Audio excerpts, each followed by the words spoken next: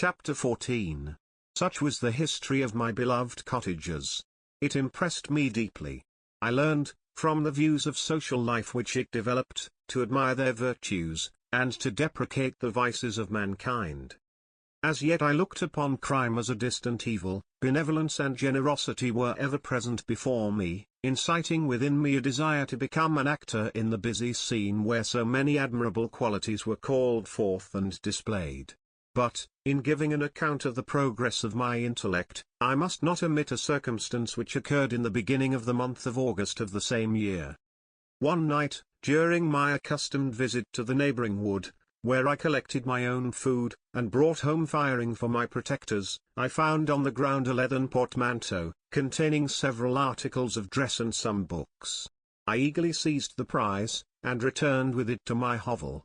Fortunately the books were written in the language the elements of which I had acquired at the cottage. They consisted of Paradise Lost, a volume of Plutarch's Lives, and the Sorrows of Werther.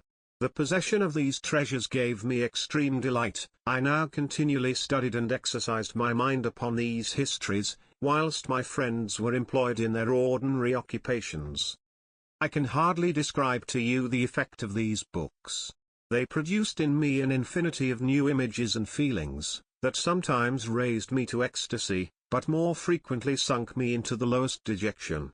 In the Sorrows of Werther, besides the interest of its simple and affecting story, so many opinions are canvassed, and so many lights thrown upon what had hitherto been to me obscure subjects, that I found in it a never-ending source of speculation and astonishment.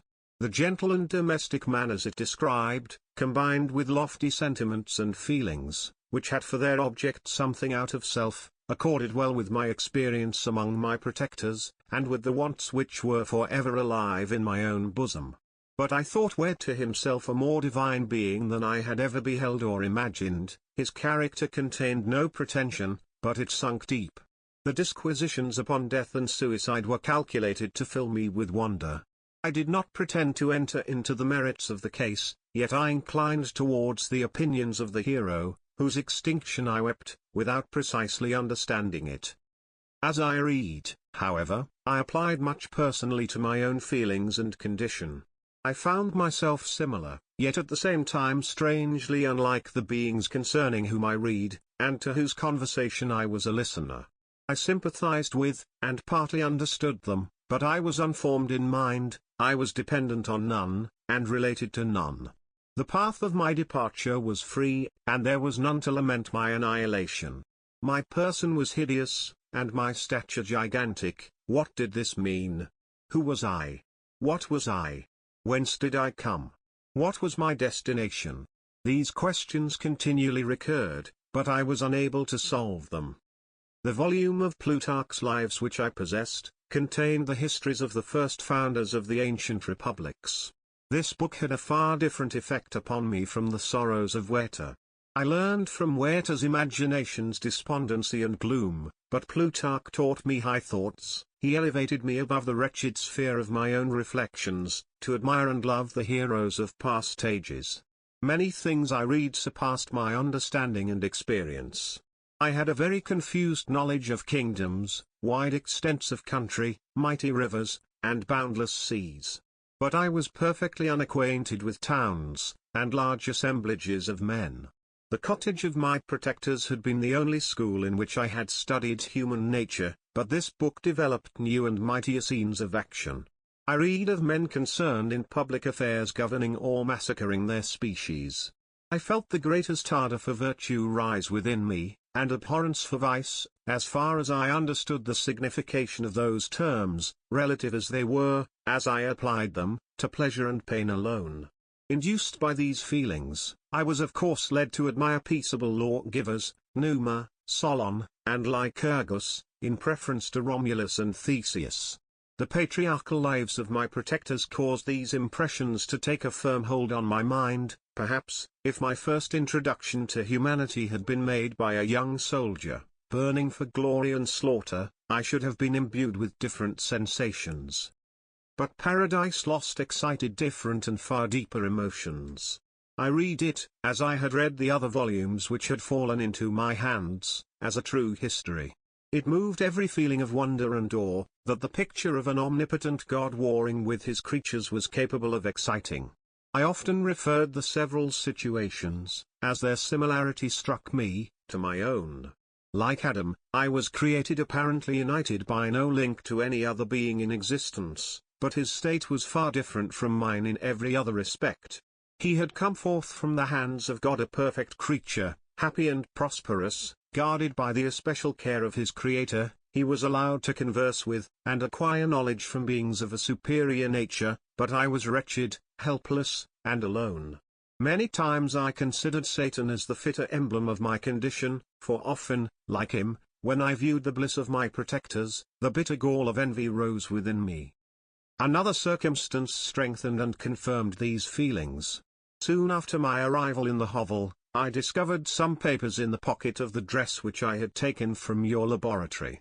At first I had neglected them, but now that I was able to decipher the characters in which they were written, I began to study them with diligence. It was your journal of the 4 months that preceded my creation.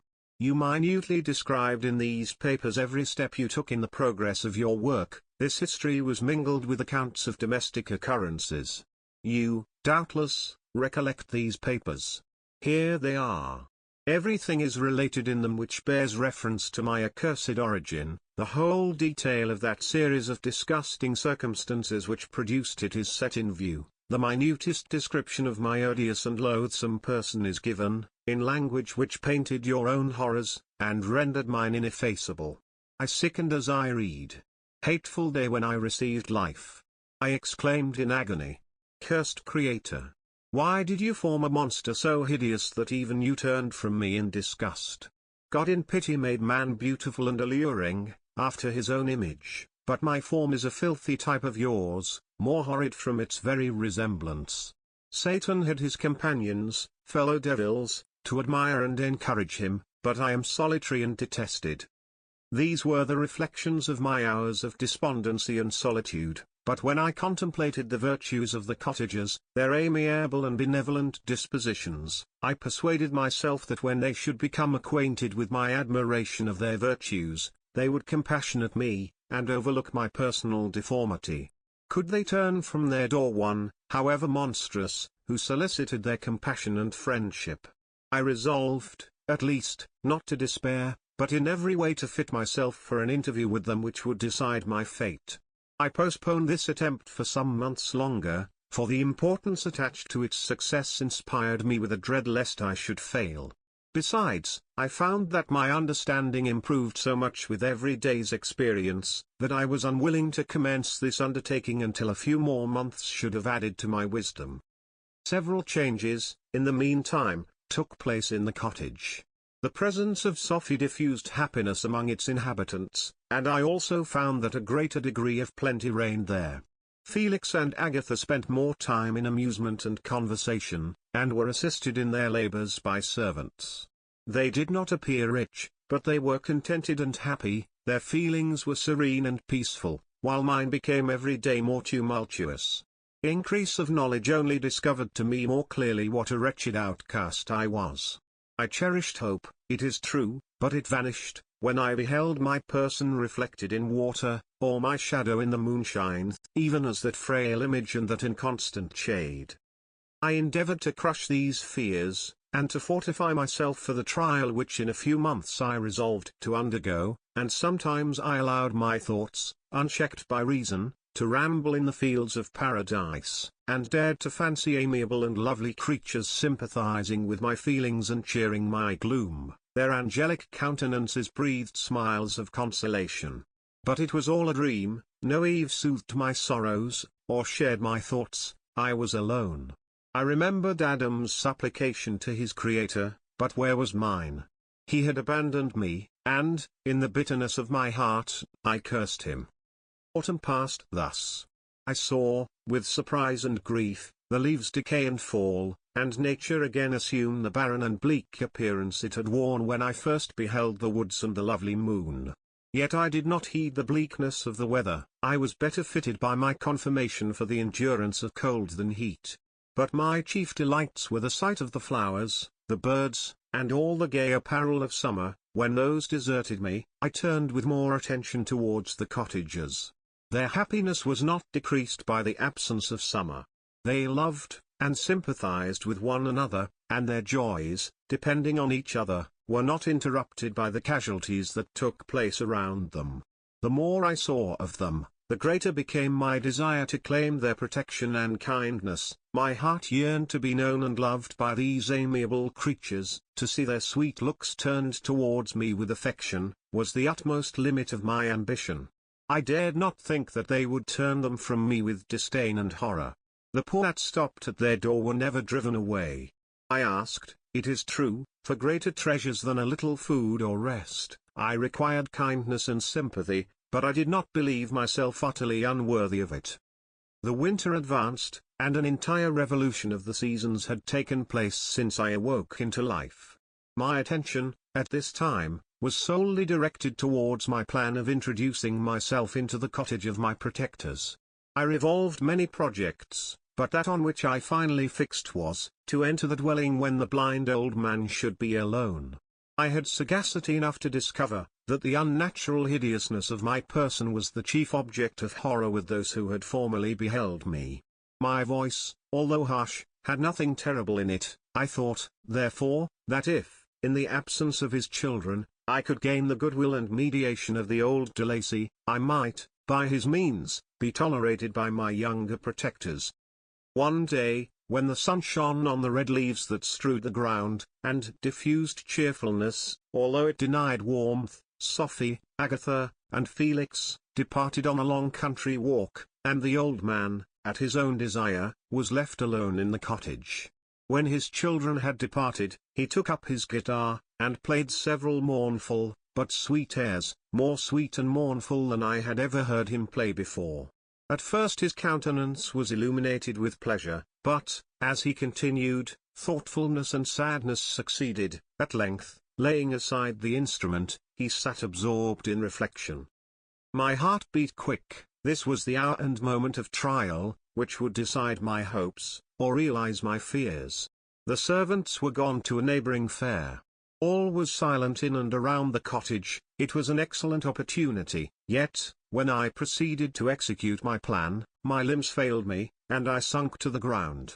Again I rose, and, exerting all the firmness of which I was master, removed the planks which I had placed before my hovel to conceal my retreat. The fresh air revived me, and, with renewed determination, I approached the door of their cottage. I knocked. "Who is there?" said the old man. "Come in." I entered. "Pardon this intrusion," said I am a traveller in want of a little rest. You would greatly oblige me, if you would allow me to remain a few minutes before the fire.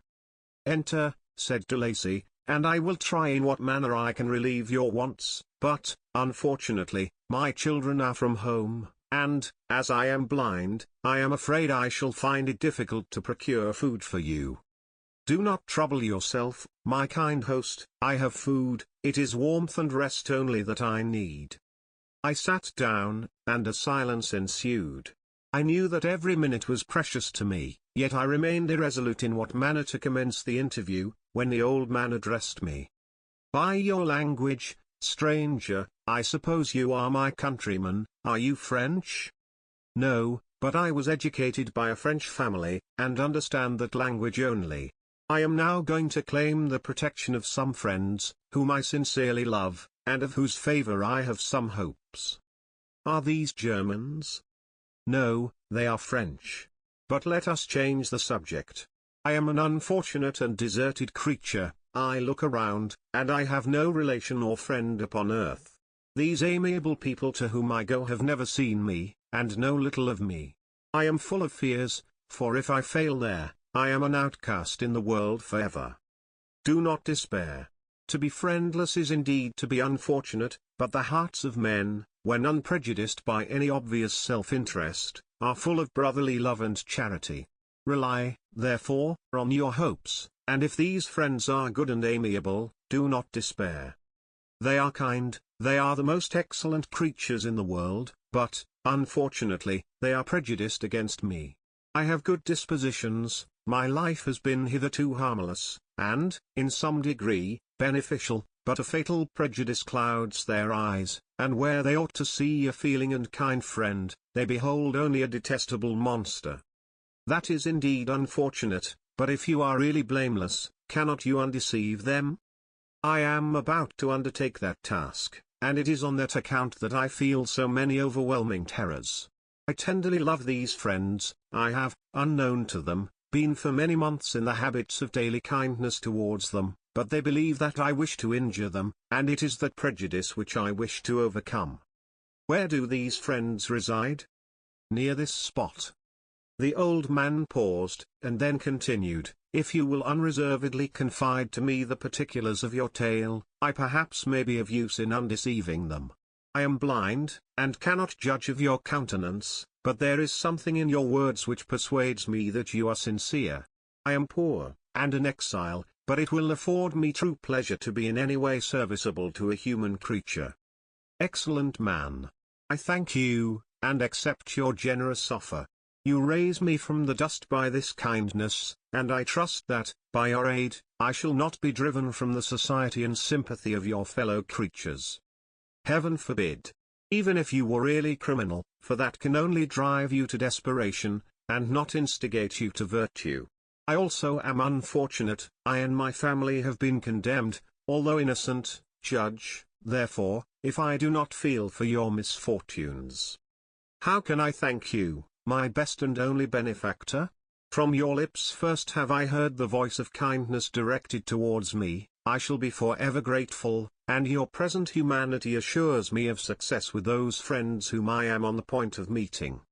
May I know the names and residence of those friends? I paused.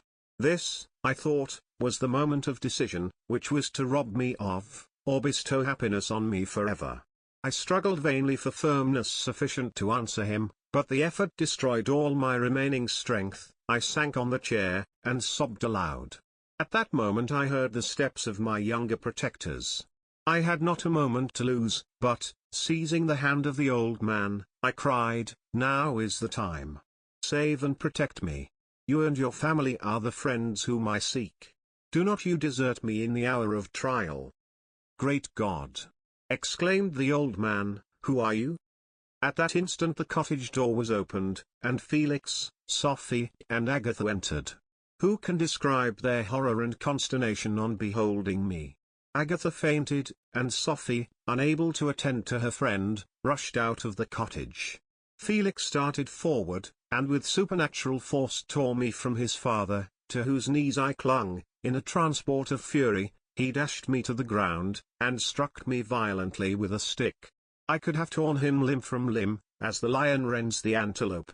But my heart sunk within me as with bitter sickness, and I refrained. I saw him on the point of repeating his blow, when, overcome by pain and anguish, I quitted the cottage, and in the general tumult escaped unperceived to my hovel.